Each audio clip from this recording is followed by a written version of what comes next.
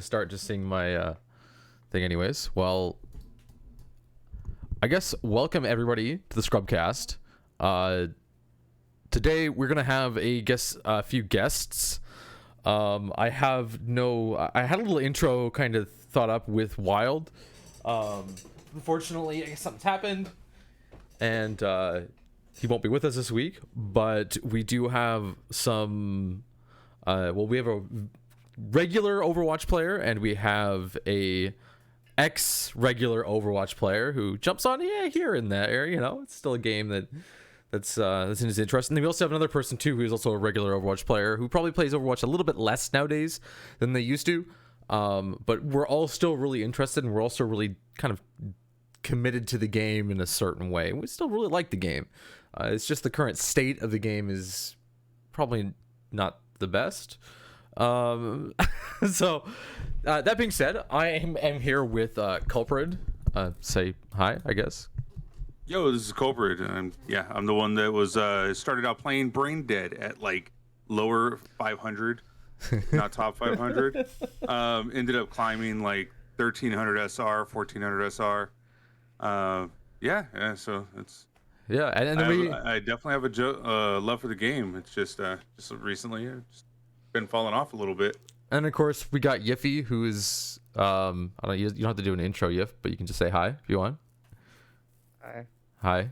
Yeah, this is Yiffy. He also he plays Overwatch like almost every single day. At least every single time I see him on.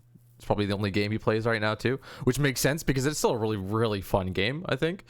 It's especially too if you haven't already hit top 500, it's still fun to try and get better and to learn more about the game.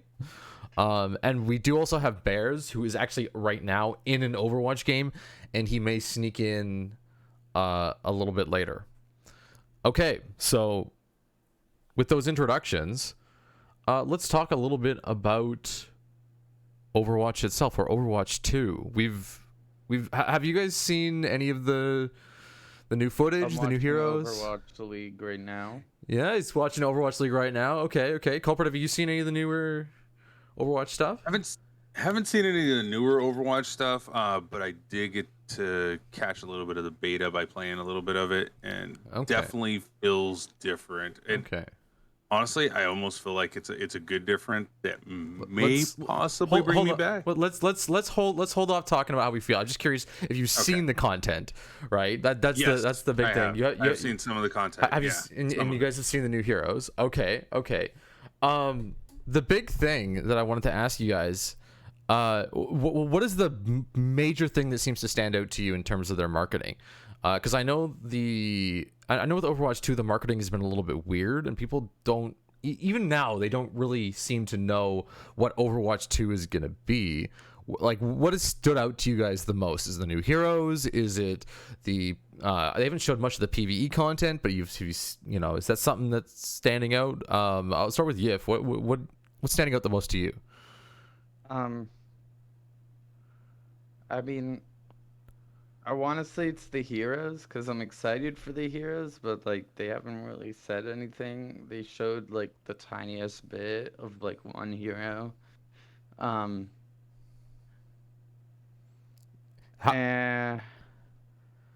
But I am more excited. I've always been excited for like the PvE, especially like the co-op. I think that's one part in Overwatch that they have been lacking.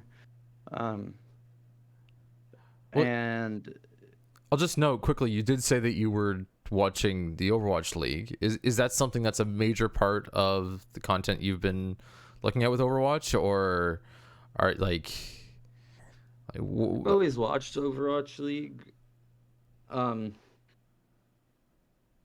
I would say that the biggest problem with it right now is that they don't have it's like the same maps over and over and over again. Okay. Like they don't have it's like not all the like new maps and everything.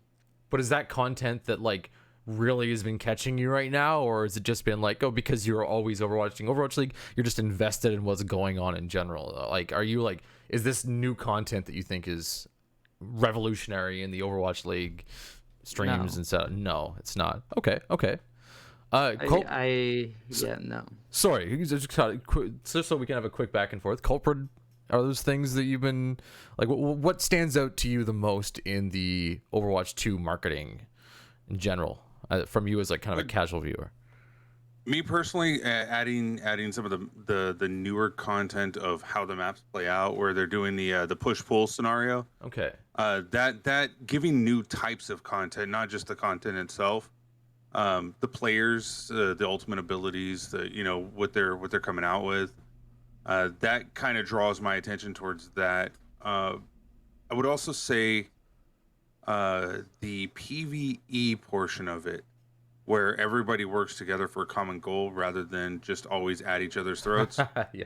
That definitely appeals to me as well, coming from an old MMO style background. Well, is that something that you've like seen a lot of, or like that because what I've noticed, and you guys can speak up and talk about this. I've noticed that Blizzard likes to talk a lot about what they're going to come out with, and when they come out with it, it's kind of this like slow rollout, and they make it always seem like more exciting than it actually is. So what they're doing is really, really cool, but then they're going like, we're gonna have all this PvE content. They haven't actually shown us, or at least I haven't seen so much so far. Like, do you guys feel the same, or it's like, to me that's just the general feeling about the way that Blizzard does things, but especially with Overwatch 2. Yeah, go ahead, Hill. Oh yeah, it really is. Like, they're really good at marketing. Like, they give you these little bits of information, little pieces of video that kind of like sparks your interest and entices you, but it's kind of like your mind is filling in the full blanks, right? Like, you're thinking all of this content coming from it, you don't realize that they've only showed you maybe like 5 seconds of it, and you just gave it an hour's worth of time thinking about every bit of possibility. So they're really, really keen on the way that they do the marketing. They're killing it.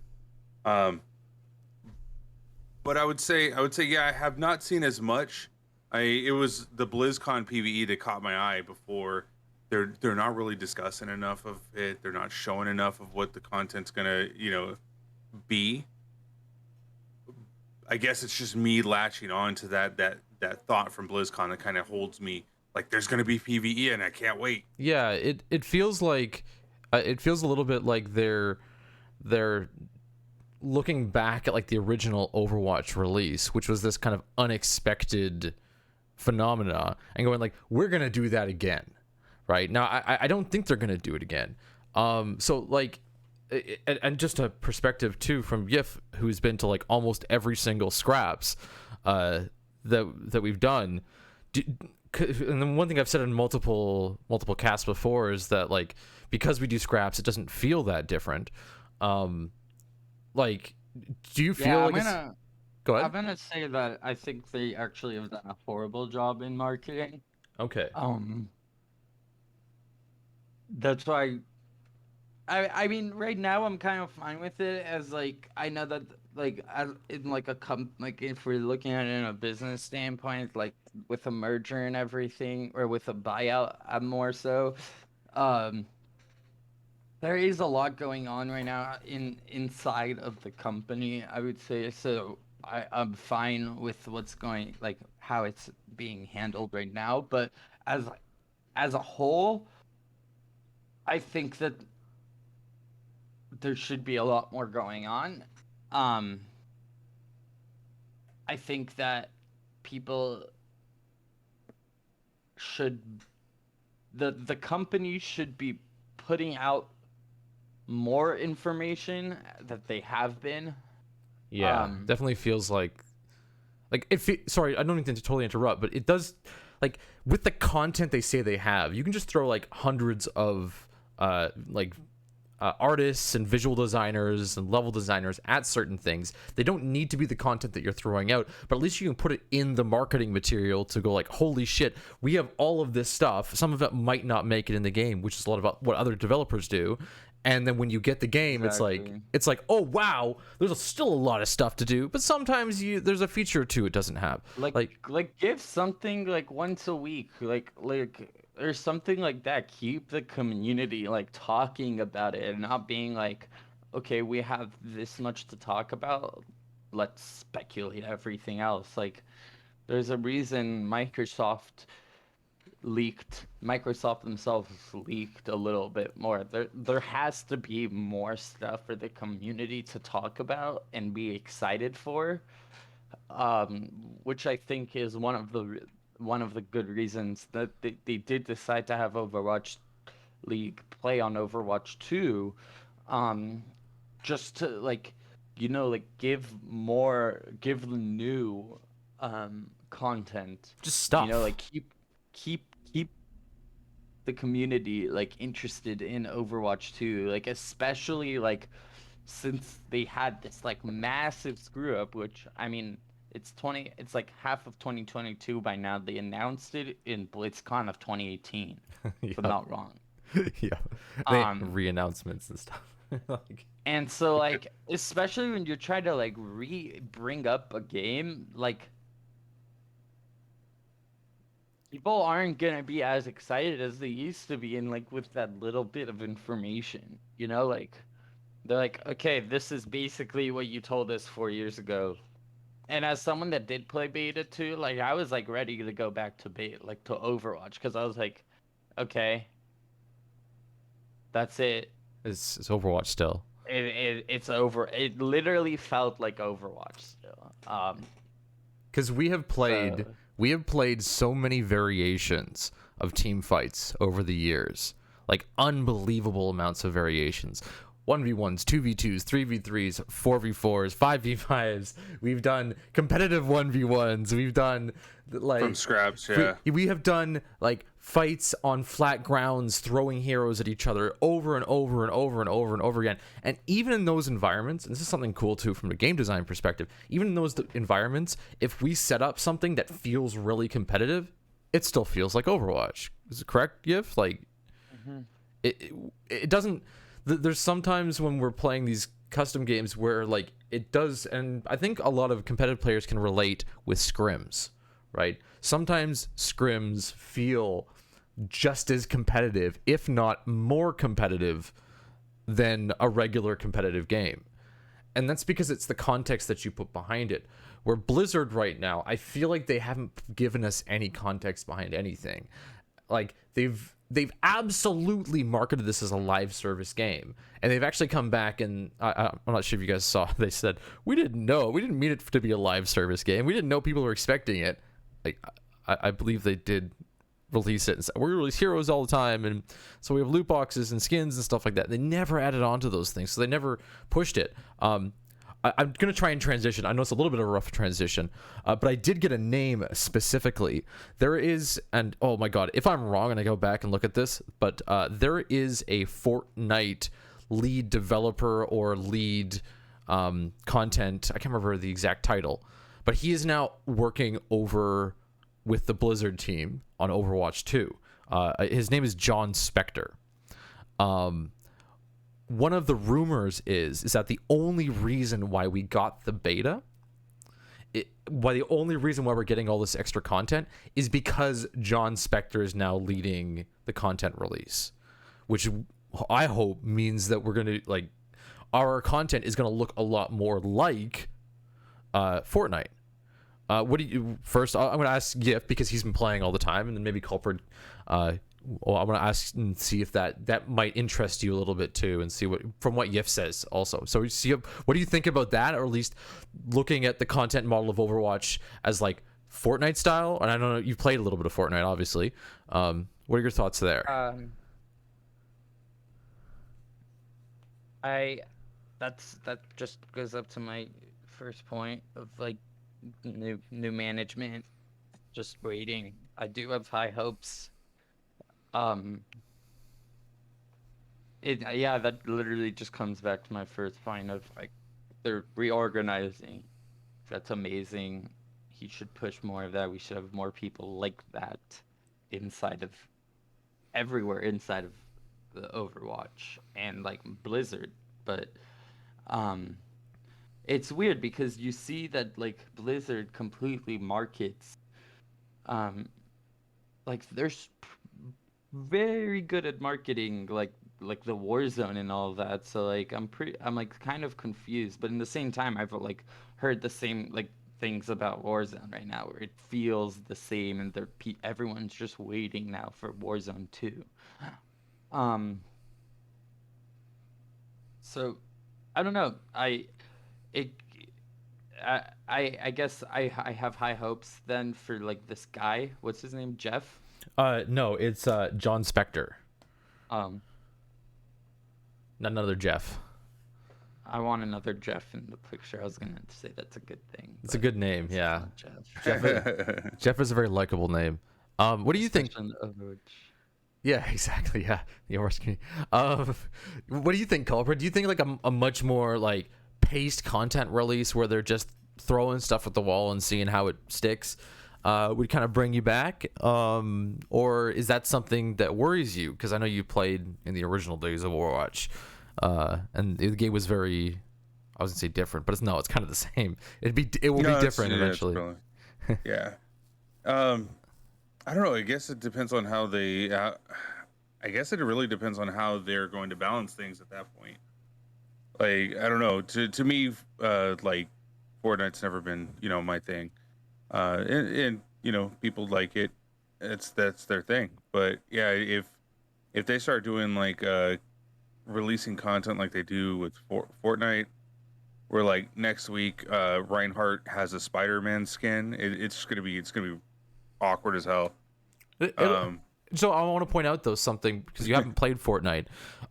When they do events, well, sorry, once. You haven't followed. I was like, oh crap. No, I didn't even play that much Fortnite. Let's say, the way that they release content is they change their whole world when the content comes out. Like for example, like let's put it in first for Doomfist. You know how they changed Numbani just a little bit, right? Yes. I don't even remember that, dude. Well, Numbani the spawn used to be absolutely perfect. Remember that? And then now there's the OR-15 smashed into the wall. Where it's all smashed, yeah. Right?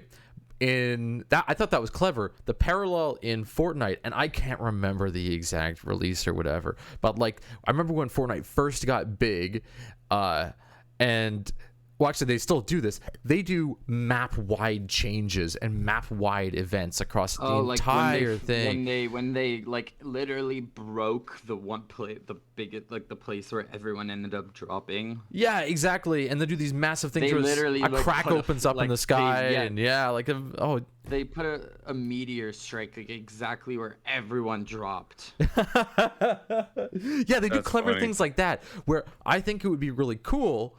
And obviously you don't want it to affect competitive, but imagine if they changed the atmosphere of maps up based on like releases of events where like now this month, let's say they're doing a thing a PvE about attacking or let's say, oh my god, Watchpoint Gibraltar is being attacked, right? That's a good example of it.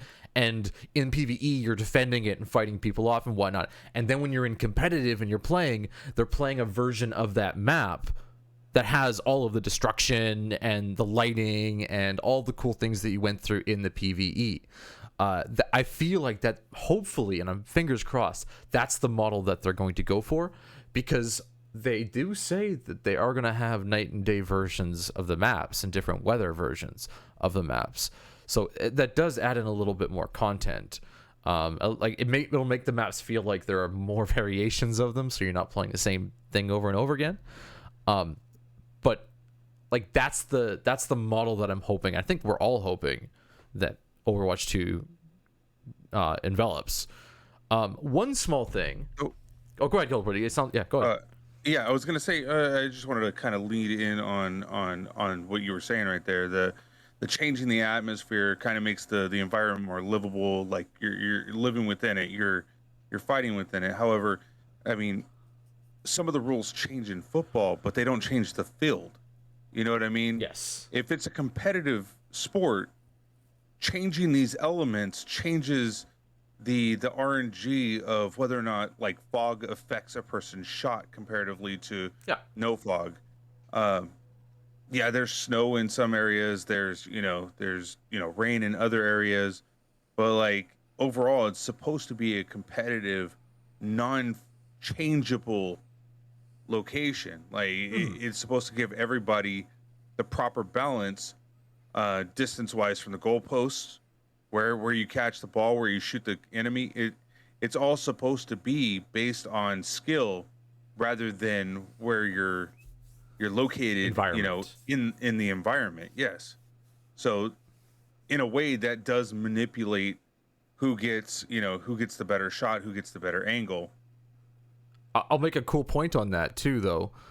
That's why we play in different cities and different countries around the world, right? When you're playing soccer or football in one city, it could be raining, it could be snowing, the temperature could be different, but the randomness, so over hundreds of games, right? When you have a certain team playing in different areas in different cities, you get a general feel about the average of all of their play, as opposed to an extreme specialist kind of play style where you work around one thing, one specific hometown, one AC united soccer field over and over again. So I think that will be cool. It's definitely something hopefully they take into account, because what does piss me, and this is actually to your point too, Kulprid, those Halloween maps, I'm pretty sure Yiff might even have something to say about those. Those can be pretty frustrating with the changes in the way, like, there's walls in different places, there's fences in different places, they move some bushes around, they change those things up. Those are really, really frustrating. So fingers crossed that they don't go in that direction. I guess if there's no. Yeah, I mean, life changes to me is like changing like new skins, not like if you're giving us new map, like if you're giving us I rather them work on giving a new map than work on changing a map for a little event, because that really does screw you up. It's like coming back to Cray's point about like a competitive, like this is a competitive game. Like once you play this game like hours and hours and hours, you kind of learn to like, oh, I can come back to there. And if like you're in like a serious game, and like which most competitive games like you hope they are, and you die because of something like that, like that just pisses you off. It's so frustrating. So much. I hate like that doesn't happen. Like, and going back to Craig again, like, yeah, a football field still stays 100 yards. You have to go 100 yards to get a touchdown. The sidelines are the sidelines, you know, like the field stays the same. Yes, those Eichenwald changes for Halloween. But players change. Heroes can change. I like that. The map stays. Is like putting a hill in the middle of the football field. You just change shit up for no reason. So there will be, and hopefully there will be, a healthy balance with those things.